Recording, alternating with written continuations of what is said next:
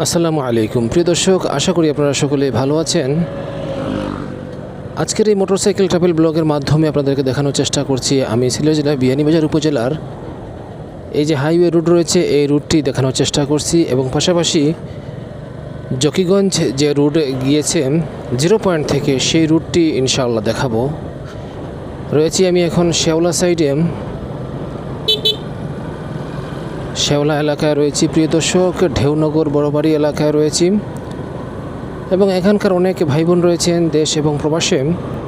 আশা করছি এই ভিডিওটি আপনারা যেখান থেকে দেখুন না কেন আপনাদের বন্ধুমহলে শেয়ার করতে পারেন আপনাদের নিজ এলাকাটি দেখানোর উদ্দেশ্যে। খুবই সুন্দর আজকে সানি ডে, আজকে শবে বরাতের দিন, আজকে 3 তারিখ ফেব্রুয়ারি মাসে 2026 সালের বুধবার দিন। তো ভাবলাম আপনাদের জন্য একটি ভিডিও রেকর্ড করি শবে বরাত উপলক্ষে।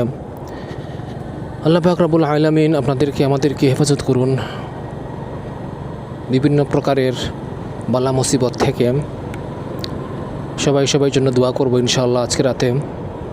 তো দর্শক, এই স্থানটি হচ্ছে দত্তগ্রাম চক গ্রাম, আর এদিকে হচ্ছে বড়বাড়ি এবং ঢেউনগর, শেওলা, দিগলবাগ ইত্যাদি গ্রাম রয়েছে এদিকে। এই যে রুট রয়েছে, আমি এখন রয়েছি 0 পয়েন্টের সাইডে।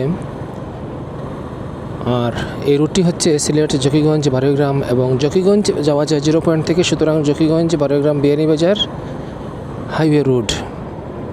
এই হচ্ছে সামিয়া কমিউনিটি সেন্টার। দর্শক, আপনাদের কেমন লাগছে আজকের এই মোটরসাইকেল ট্রাভেল ব্লগ কমেন্ট সেকশনে উল্লেখ করবেন। এই হচ্ছে 0 পয়েন্ট, শেওলা 0 পয়েন্ট। 0 পয়েন্টে রয়েছে মধুবনের একটি শাখা, মধুবন ফাস্টফুডের একটি শাখা রয়েছে। এদিকে হচ্ছে জকিগঞ্জ, 0 পয়েন্ট থেকে এদিকে জকিগঞ্জ। রাস্তাটা খুব একটা ভালো নেই,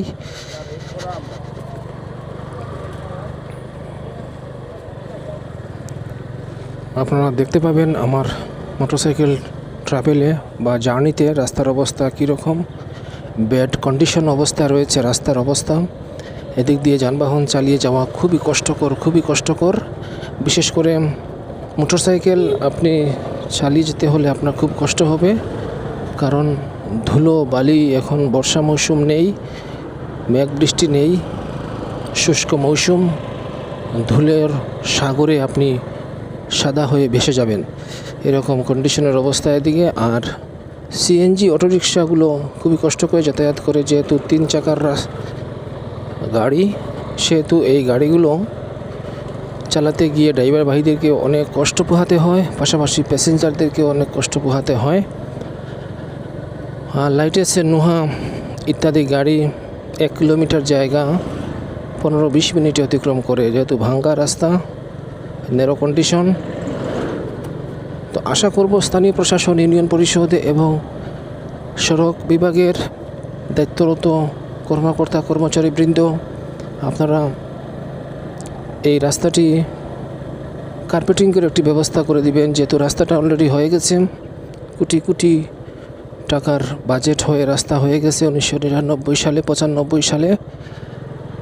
তো মেরামত করলে রাস্তাটি মানুষের চলাচলের জন্য আরও কমফোর্টেবল হবে।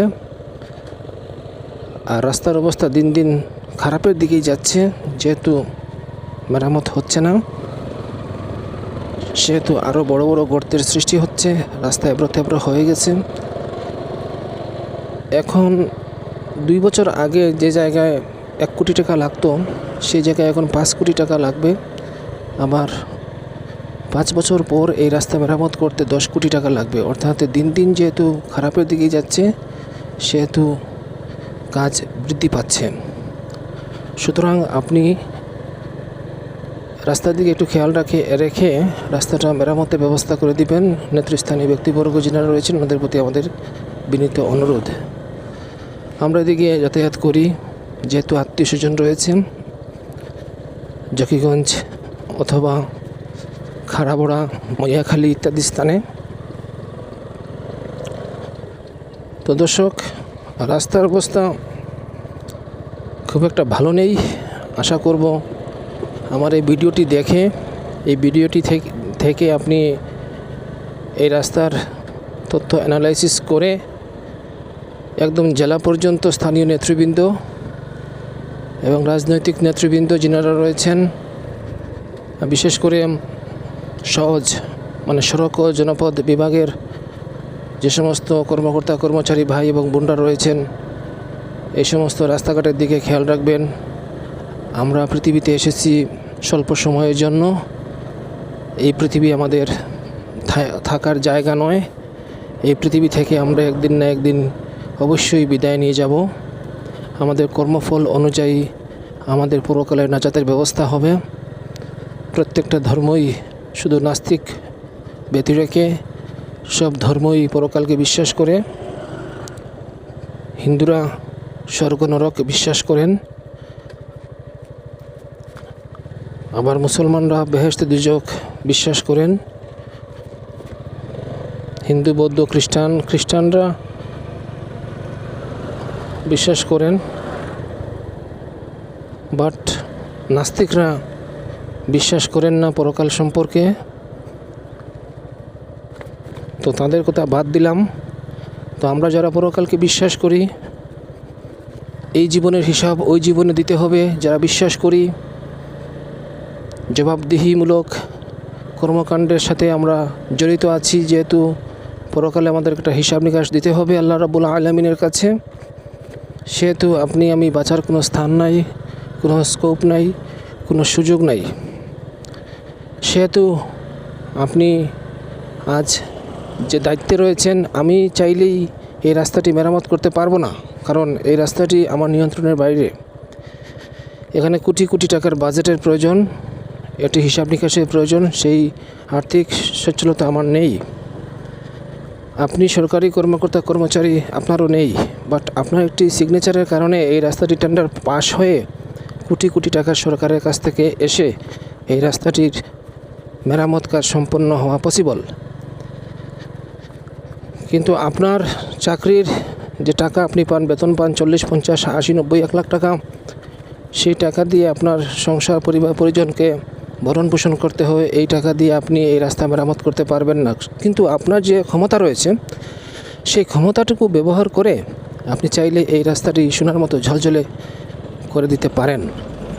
সেটি আপনার ক্ষমতার কারণে আপনি আপনার ক্ষমতাটুকু দেখাবেন। এই রাস্তাটি পুনর্মেরামতের জন্য প্রায় 22 থেকে 23 কিলোমিটার রাস্তা, 0 পয়েন্ট থেকে জকিগঞ্জ পর্যন্ত এই রাস্তাটি চলে গেছে। এবং এই স্থানটি হচ্ছে বিয়ানীবাজার উপজেলার অন্তর্গত, মৈয়াখালী পর্যন্ত। বাদবাকি হচ্ছে বীরশ্রী এবং জকিগঞ্জ উপজেলার অন্তর্গত। তো আপনি চাইলে, আপনি সহজের একজন কর্মকর্তা কর্মচারী, আপনি চাইলে এই রাস্তাটির জন্য একটি ব্যবস্থা করে দিতে পারেন। রাস্তাটি কার্পেটিংয়ের ব্যবস্থা করে দিলে এদিক দিয়ে মানুষ, রুগী, স্কুল স্টুডেন্টস, ডাক্তার, শিক্ষক সবাই কমফোর্টেবলভাবে যাতায়াত করতে পারবে। আর এই যে ব্রিজটি রয়েছে, একটি ঝুঁকিপূর্ণ ব্রিজ দেখতে পাচ্ছেন। এই ব্রিজটি খুবই ঝুঁকিপূর্ণ, এটি পুনঃমেরামতের প্রয়োজন। সুতরাং এই ব্রিজটি আপনি একটু নজরে নিয়ে মেরামত করতে যেন আপনার মর্জি হয়। খুবই কষ্ট করে গাড়ি যাতায়াত করে এদিকে। আমরা যারা ক্ষমতায় রয়েছি তারা তো সিগনেচারের মাধ্যমে টেন্ডার পাস করব, আর যারা আমরা দায়িত্ব রয়েছি, এই রাস্তার দায়িত্বে রয়েছি, যে মেরামতের দায়িত্বে, ওনারা যেন এই টাকাগুলো পূর্ণভাবে সঠিক ওয়েতে ব্যবহার করেন। তাহলেই কাজটি টেকসই হবে এবং মানুষের চলাচলের জন্য আরও বেশি আরামদায়ক হবে এই রাস্তা। আপনার কাছে আসলো 1 কোটি টাকা, আপনি যদি এই 1 কোটি টাকা থেকে সব টাকাই যদি এই রাস্তায় খরচ করেন, তাহলে আপনার পারিশ্রমিক নিয়ে তাহলে তো রাস্তাটি আরও সুন্দর হবে। আর যদি 1 কোটি টাকা আসলো, আপনি 20 লক্ষ টাকা খরচ করলে 80 লক্ষ টাকা আপনার পারিশ্রমিক, 10 লক্ষ টাকা রেখে 70 লক্ষ টাকা আপনি খেয়ে ফেললেন, তাহলে তো এই রাস্তাটা এরকম হবে না। সোনার বাংলাদেশে সোনা হবে না, রূপার চেয়ে আরও, লোহার চেয়ে আরও কঠিন হয়ে যাবে এই সমস্ত পথ দিয়ে মানুষের চলাচল। সুতরাং যেখানে যেই বরাদ্দ আসুক না কেন, সেই বরাদ্দ সঠিকভাবে ব্যবহার করার জন্য আপনাদের কাছে আকুল আবেদন রইল, যেহেতু আমরা মরে যাব, আমাদের হিসাব নিকাশের একটা ব্যবস্থা রয়েছে, পরকালে হিসাব নিকাশ দিতে হবে আল্লাহ রাব্বুল আলামিনের দরবারে। আর আপনি যদি হিন্দু হয়ে থাকেন তাহলে ভগবানের কাছে আপনার হিসাব নিকাশ দিয়ে আপনি স্বর্গে অথবা নরকে যাবেন। তো সেটা হচ্ছে হিন্দু ধর্মাবলম্বীদের জন্য। আর আমরা যারা মুসলমান রয়েছি, আমাদের বিশ্বাস হচ্ছে পরকাল রয়েছে, বেহেশত দুজক রয়েছে, এই জগতে একটা হিসাব ওই জগতে দিতে হবে। সুতরাং আমাদেরকে এক জাররা পরিমাণ, এক সরিষা পরিমাণ ভালো কাজ করলে সেই ভালো কাজের হিসাবটুকু দিতে হবে আখিরাতে।